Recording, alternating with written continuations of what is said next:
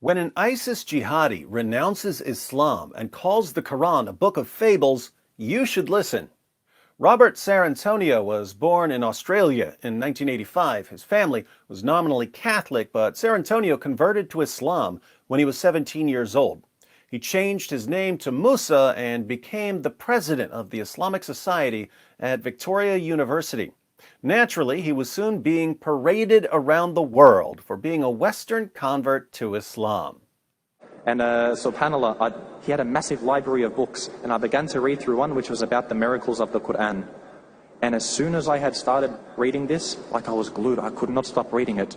And by the time I had finished, what I knew about Islam was the halal, the haram, this and that, the stories of the prophets. But reading about this was showing, Allah is saying, this book that I have could be from nobody but Allah. And as soon as I had finished reading it, Alhamdulillah, I said, Ashhadu an la ilaha illallah wa ashhadu anna Muhammadar Rasulullah. When someone's disobedient to Allah, for example, they're not eating halal food, or maybe they're not even praying or they're sinning, could this be one of the reasons why their du'as might not be accepted? Cerantonio is one of those guys who learns languages quickly, so he became popular as a translator. He was hired to present shows for the Iqra TV network, but he was eventually fired for being too radical. I wonder where he got his radical ideas. One of life's great mysteries. At the time of his arrest for an ISIS plot to travel to the southern Philippines, overthrow the provincial government, and establish Sharia, Cerantonio was one of the most influential jihadi preachers in the world. Now he's an atheist, and it doesn't look like he's putting on a show because he's convincing other Muslims to leave Islam by exposing errors in the Quran in prison. There are a lot of things we could discuss about Cerantonio, but here I just want to take a quick look at one of the problems that started bothering him about the Quran. This is from an article titled, "Why an ISIS Propagandist Abandoned Islam," from The Atlantic. The link is in the description box. We'll pick up the story after Cerantonio's conviction. In prison, he began to study the Quran in greater detail and focused on the aspects that most puzzled him. Among these was the figure called Dhu-l Qarnayn, the two-horned one, who appears in the Quran's 18th chapter and is believed by many to refer to Alexander the Great. Cerantonio did not see a resemblance between Dhu-l Qarnayn and the Alexander of history, but he noted similarities between Dhu-l Qarnayn and a heavily fabulized version of Alexander's story written in Aramaic. He considered that the Aramaic version may have plagiarized the Quran, but after acquiring a copy of the Aramaic and translating it for himself, he determined that the reverse was more likely. I always knew that being proficient in Aramaic would one day prove useful. If you ask Muslims today about Dhu-l Qarnayn, they'll usually insist that it's not Alexander the Great. They say this because Dhu-l Qarnayn, according to the Quran, was a devout Muslim, while Alexander the Great was as pagan as you can possibly be. So, to get around an obvious Quran blunder, Muslims claim that Dhu-l Qarnayn is actually someone else, not Alexander. But this response only works if you're not at all familiar with the legends about Alexander that were circulating in the Middle East during the 7th century. Except for the part about being a Muslim, Dhu-l Qarnayn in the Quran sounds exactly like Alexander the Great in the popular legends of the 7th century, and he doesn't sound like anyone else ever. So when Muslims tell us that Dhu-l Qarnayn isn't supposed to be Alexander, they're just denying the obvious. Imagine if Muhammad were delivering revelations today in our time. He comes out and says, "I just received a revelation from Allah. It's a revelation about the man of the red coat.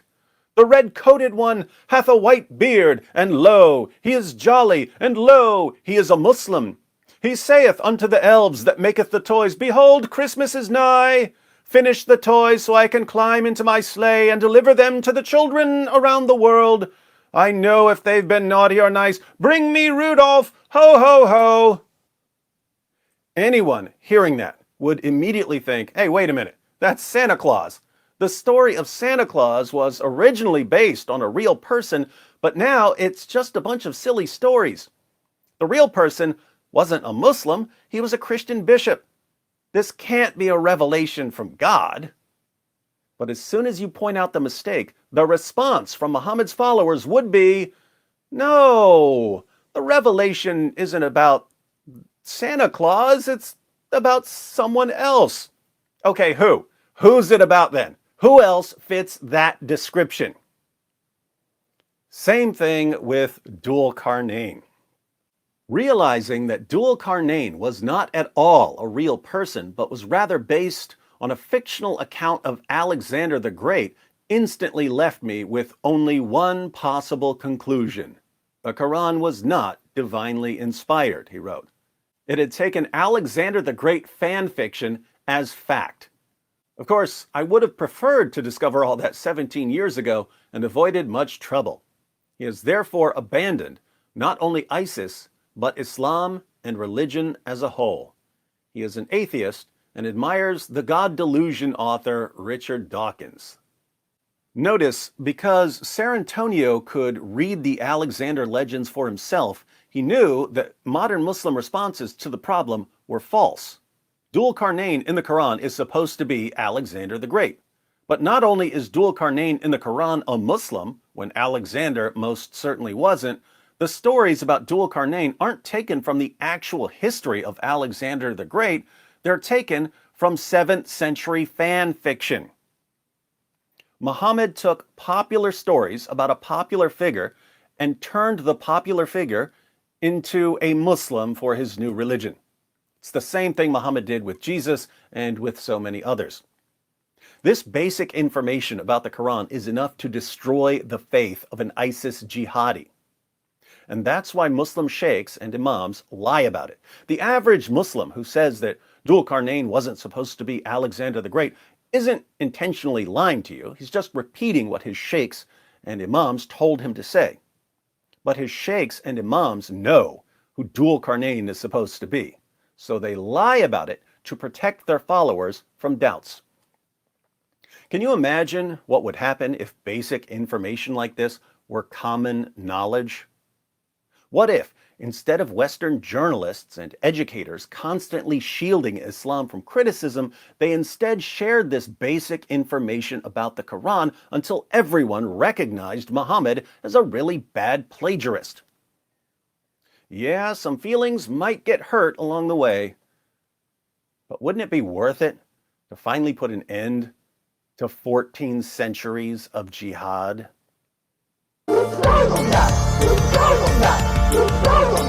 It just backfired on you. It just backfired on you. This is a part of religion. There's a reason to it. Yeah?